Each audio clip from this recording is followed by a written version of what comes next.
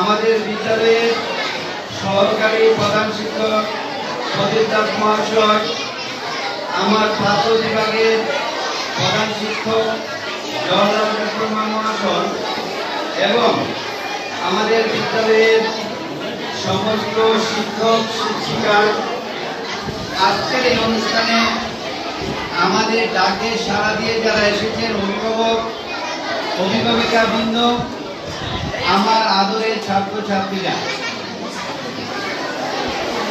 আমি প্রথমেই সবাইকে স্তরে স্তরে সম্মান, ভালোবাসা, আদর জানিয়ে আমার সংক্ষিপ্ত আলোচনা শুরু করছি। আমার প্রাপ্ত বিভাগের প্রধান শিক্ষক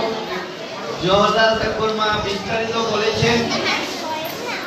আমি সে ব্যাপারে যাচ্ছি না। তবে আমরা এতটুকু জানি